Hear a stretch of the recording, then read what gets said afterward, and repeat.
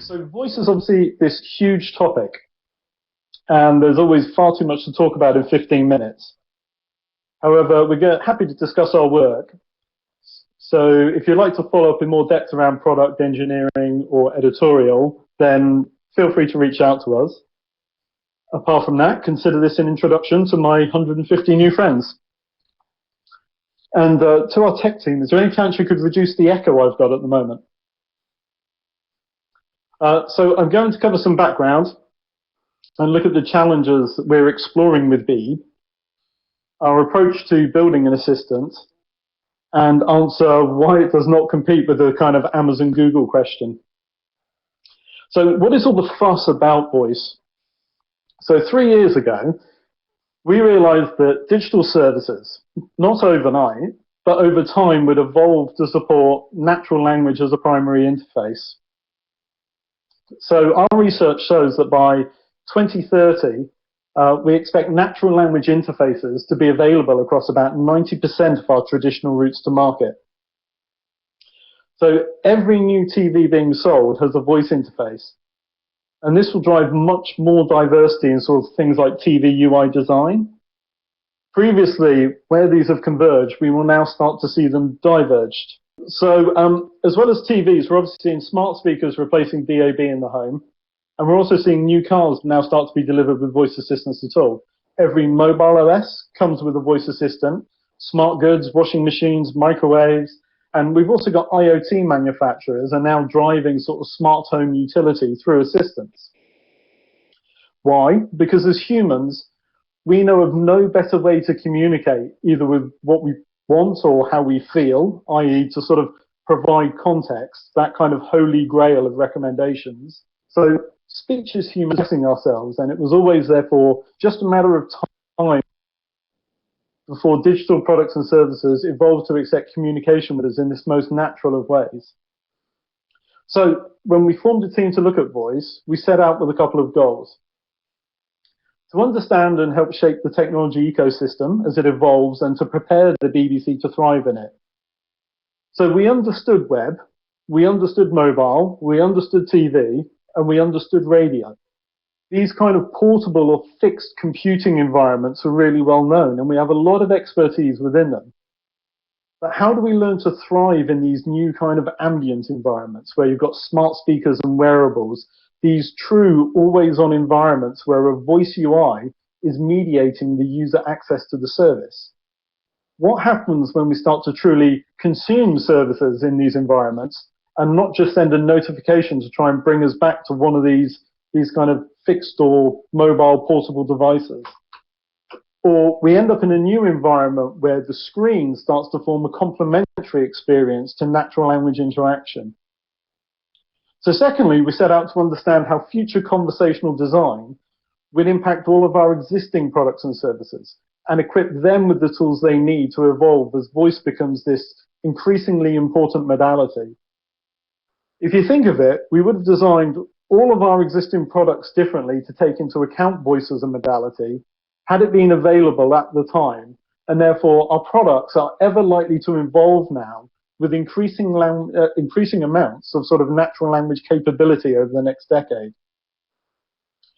So all that means our products are going to require a new set of technologies and tools, from synthetic voices to speech recognition to natural language search. And what we didn't want to do was duplicate effort across the business. So we formed these technologies into an end-to-end service that is Beeb, and then look to arrange the components into this kind of new service-orientated platform so that they could be used and consumed by the major audience product teams to introduce new language features. You can see the first examples of this in Project Songbird, which was released a couple of weeks ago. So it's a project which has allowed our global news teams to now make audio versions of long-form text articles. So journalists, when they start to publish a web article, can generate a new synthetic audio version of the same article. For those that haven't seen it, you can kind of go to the Life Project articles on bbc.com website. We're planning to run other synthetic media experiments where we have these kind of structured data sets, which is where they really work best. And this is really where we can start to do things like create synthetic video in addition to the audio. So really, if you look at my team, it's therefore focused in these two areas. Beeb, this kind of end-to-end solution that explores these really difficult questions, and delivering modular value into our products and platforms from the voice technology stack. But we're going to be focusing on the former a little bit now. So let's talk a little bit about some of the future challenges that we want to explore with Beeb. Most digital services, ours included, are kind of arranged as these highly efficient, really academic filing systems. We have genres, A to Zs, categories, all arranged in very limited taxonomies: politics, business, UK, world, science, health, entertainment. And the main problem here is that so is everybody else's. Websites converge to become more and more similar. Mobile apps become more and more similar, and the user experience is really ceasing to become a brand differentiator for us. So natural language is really going to change that. The same way that you go to a dinner party, everyone can talk, but everyone is different.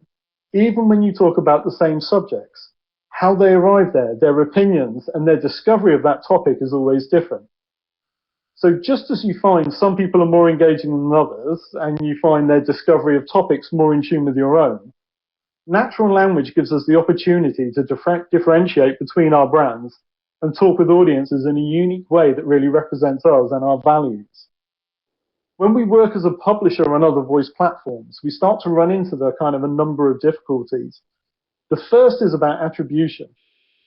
Having access to content mediated by a third party is confusing to audiences who really sort of struggle to attribute the content back to us correctly. So it's not particularly hard with something like Radio 2, but something that's just a program title like The Blues Show. So it's a problem for us at the BBC because we have something like about 5,500 sort of top-level editorial objects. So if you've got the majority of those being misattributed back to another party, that becomes a problem for us in terms of the value that the BBC is perceived to be giving to audience. We also have this thing that we call the hero or zero conundrum. If you ask a question, you get an answer. What makes voice UIs different from screen-based interactions is there is no list of results. There are no carousels to scroll through. You're either the top answer or you're not an answer at all. So how would kind of conflicts and fair competition be managed? Say, for an example, where there are 3 providers who've got a show called The Blues Show. Which one would be presented to the user? So this has led us to really have some concern over editorial freedom. As a news organization, we're not known from sort of shying away from controversy. So how would our articles fare if there was kind of like a barrage of strong critique? You know, we really need market solutions that maintain unmediated access to audiences. Universality presents us with another challenge. We see many voice assistants entering the market. There are already hundreds, and there will actually be thousands. So how can we scale efficiently to actually deliver services across multiple assistants and continue to provide access to our content on a fair, reasonable, and sort of non-discriminatory basis?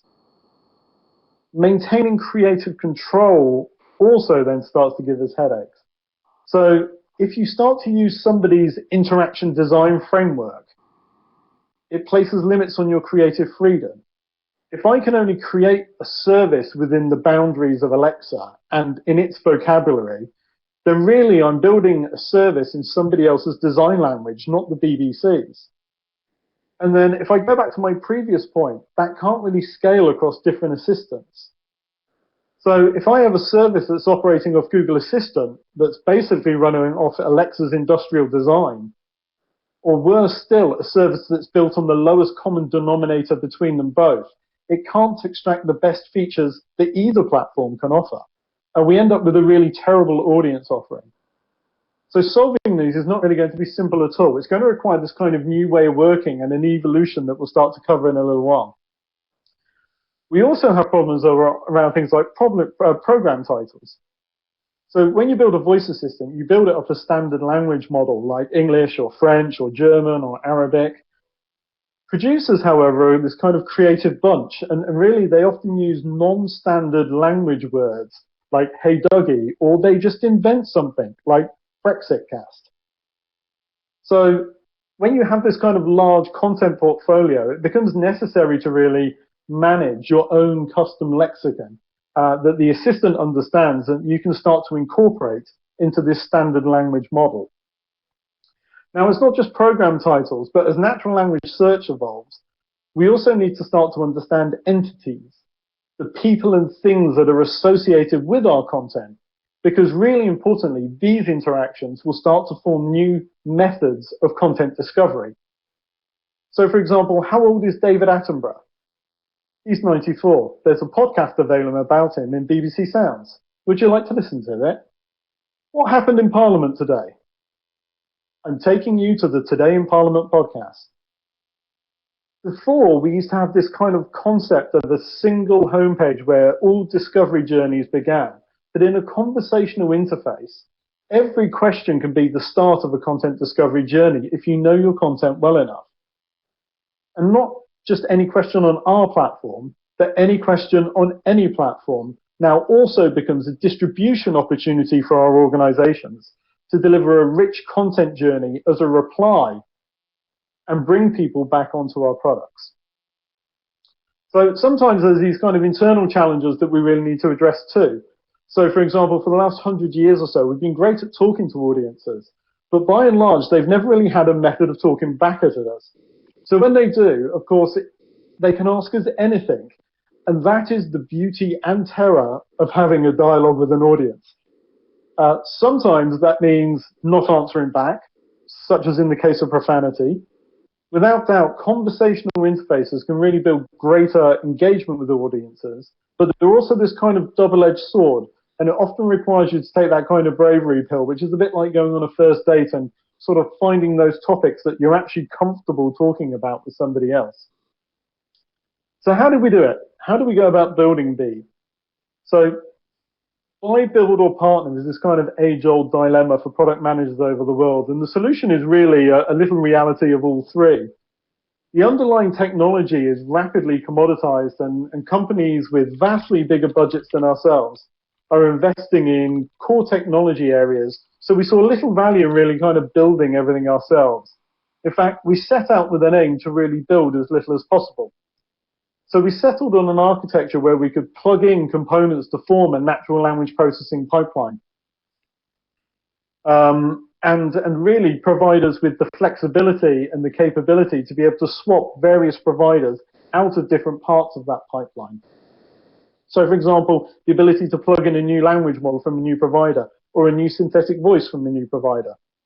So we partnered with Microsoft to start with to be able to get all of the component parts in a kind of a go-to-market strategy, and as services evolve, we'll have the option to be able to bring in other providers into the pipeline. One area we did make a significant investment, though, to really set ourselves apart was the creation of the synthetic voice. You only imagine the discussions that take place trying to create one voice for the whole organization. The voice is really the first step in creating your brand identity. So the BBC's been part of people's lives for nearly 100 years, and so we wanted it to be as familiar as we are in people's homes, but also representative of everyone. And we didn't want it to be a celebrity because we wanted it to be relatable. We made a very conscious decision to break the ivory tower perceptions and find something welcoming and regional and move away from that traditional RP tone that's so prominent in broadcast. So why do we feel this doesn't kind of compete with Amazon and Google? It's really a view about how we see the world evolving. So firstly, we believe there's going to be many, many voice assistants in the world. The technology is becoming rapidly commoditized and readily accessible, and control of our own assistant not only allows us to kind of concierge users through our own products and services, but also allows us to maintain our own brand identity and deliver real brand experience from discovery all the way through to consumption. So for sure, there will always be these broad utility assistants like Alexa, Google, Siri, etc., and publishing on them will always be part of our strategy. But these assistants are designed for breadth at their core, and they lack the ability or governance to manage complex or sensitive subjects. So we don't believe the future will be just one person talking to one assistant on one device. We believe in coexistence as a first step, where devices can support multiple assistants, probably a broad utility agent, and a number of specialist domain agents that manage complex utilities or difficult to manage subjects such as news or health. There is only so far industry is ever going to be willing to open its business up and a certain depth to which we're going to be allowed third parties to integrate into our value chain or consumer relationships before we insist on talking directly to those people. A much more likely evolution we'll see will probably be assistants learning to live together. And just a bit like flatmates, they'll start to have these kind of rules about behavior to make coexistence harmonious and even start to do favors for each other, developing levels of interoperability. And we can all call on then on other assistant features rather than incur the expense of developing them ourselves. So it isn't really about competition. It's about complementary living. And we're currently engaged in a really large initiative that goes on called the Voice Interoperability Initiative, which is looking at a range of best practice of interoperability among 70 or so companies that stretch all that way across the value chain. So if you're on the latest version of Windows, you're free to check out Beeb. If you have your store settings set to the UK, you can find a beta there. Or if you fancy a quick listen to our synthetic voice, you can Google The Life Project on the BBC, and you'll be able to have a listen to some of our articles. But I'll leave it there and I'll take some questions.